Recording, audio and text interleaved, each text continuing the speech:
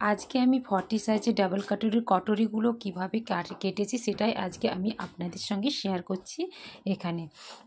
আর পুরোটাই করব আমি ফেব্রিকের উপরে। তাই আমি প্রথমে ফার্স্টে ব্যাক সাইডটা কেটেই রেখেছি। ব্যাক সাইডে কাটার পর 2 ইঞ্চি মাপ ছেড়ে এইভাবে আমি ব্যাক সাইডের ফেব্রিকটা বসিয়ে নেব।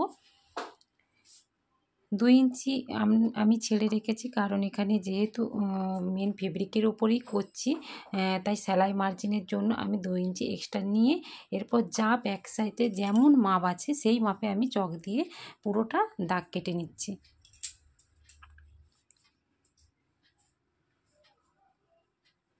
পুরোটা দাগ কাটা হয়ে গেছে। এবারে ব্যাক সাইডের পার্টটা আমি নিয়ে এবারে ফ্রন্ট সাইডের কটরি কাটার জন্য রেডি করব। তার জন্য আমি যে 2 ইঞ্চি করে মাপটা এক্সট্রা নিয়েছি সেটাকে আমি স্ট্রেট একটা দাগ টেনে নিচ্ছি। এরপর আমরা নেকলাইনের মাপটা নেব। নেকলাইনের মাপ যেহেতু ব্যাক সাইডে ডিপ পিটের জন্য 2 ইঞ্চি মাপ ছিল, 2 ইঞ্চি মাপ নেব। নিয়ে আমি এবারে নেকের ডিপটা নিচ্ছি। নেকের ডিপটা হচ্ছে যে 7 ইঞ্চি, আর কেউ যদি খুব হাইট হয় তার জন্য হচ্ছে 7.5 ইঞ্চি।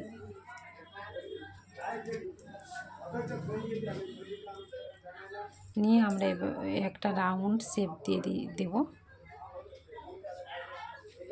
সুন্দর করে একটা রাউন্ড শেপ আনবো। এটা হচ্ছে যে গলাটা যেমনভাবে আপনি কাটবেন সেইভাবে আপনাদের শেপটা হবে। আমরা নেকের চওড়াটা নিয়ে নিলাম 3.25 ইঞ্চি। কেউ চাইলে এখানে 3 ইঞ্চিও রাখতে পারে। এরপর আরেকটা মেজারমেন্ট নিচ্ছি 6 ইঞ্চিতে। 6 ইঞ্চিতে এবারে এখান থেকে আমরা বাস্ট পয়েন্টের মাপটা নেব 6.25 ইঞ্চি। খুব যদি কেউ লম্বা হয় তার জন্য 6 ইঞ্চি দিয়ে আমরা এখান থেকে একটা স্ট্রেট দাগ টেনে নেব।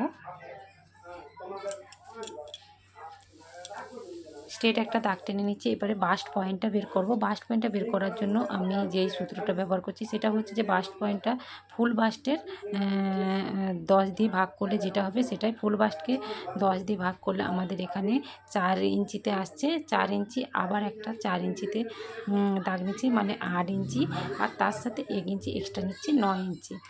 এই 9 ইঞ্চিকে আমরা আবার 2 দিয়ে ভাগ করব। 2 দিয়ে ভাগ করে হাফ করলে হচ্ছে যে 4.5 ইঞ্চি। 4.5 ইঞ্চিতে আমি একটা দাগ দিয়ে নিচ্ছি।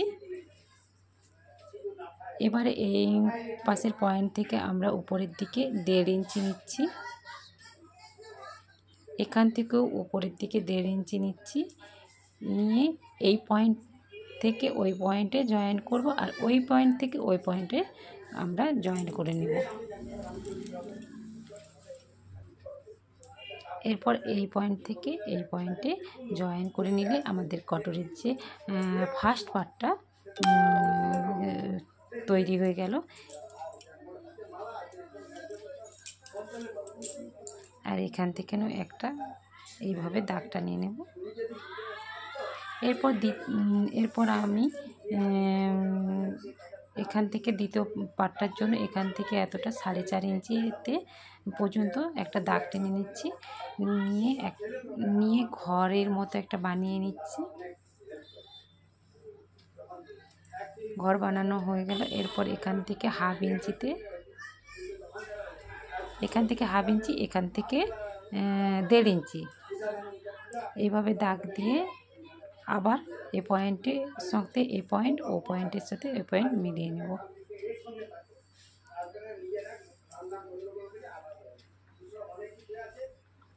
এবারে নিচের দিকটায় আমরা এখানে থেকে 1.25 ইঞ্চি নিচ্ছি।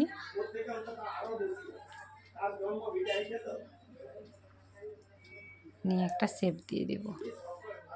আমাদের কাটরির দ্বিতীয় পার্টটাও রেডি। এরপর তৃতীয় পার্টটা করার জন্য নিচের যে মাপটা আছে ওটাকে হাফ করে একটা সোজা স্ট্রেট দাগ হবে না, একটা কনাচি ভাব দাগ করে দাগ দিয়ে দিচ্ছি। দিলে আমাদের কাটরির থার্ড পার্টটাও রেডি হয়ে যাবে। এরপর চতুর্থ পার্টটার জন্য আমরা ব্যাক সাইডের যে কোমরের মাপটা ছিল সেই মাপটা ফেলিয়ে লম্বাটায় আমরা মাপ নিলেই, শুধু লম্বায় মাপটা নিয়ে নিলেই হবে। এবারে যে যতটা চওড়াতে রাখতে পারে আমাদের বানানোর সময় ওটাকে যখন ব্লাউজটা বানানোর সময় বাড়তি যে কাপড়টা হবে ওটাকে কেটে দিলেই চলবে। দেখুন ফার্স্ট, সেকেন্ড, থার্ড, ফোর্থ 4টা পাটি কটরি রেডি হয়ে গেল। এবারে কিছু কিছু জায়গায় আমি শেপ দেব, যেমন এখানে শেপ দিলাম, এই পয়েন্টে শেপটা দিলাম। এইভাবে যেখানে যেখানে শেপটা দিচ্ছি ওই শেপগুলো কিন্তু অবশ্যই দিতে হবে, তাহলে ব্লাউজের শেপগুলো খুব সুন্দরভাবে আসবে। এরপর আমি এইভাবে কেটে নিচ্ছি। আশা করি আপনারা অবশ্যই বুঝতে পেরেছেন যে কিভাবে এই কটরিটা কাটা হলো, কটরি ব্লাউজের কটরিগুলো কিভাবে কাটা হলো। কেউ চাইলে এখানে 40 সাইজ, যে যেমন সাইজে ড্রাপ করেও রাখতে পারে। প্রতিটি মেজারমেন্টে আলাদা আলাদা ড্রাপ করেও কেউ রেখে দিতে পারে।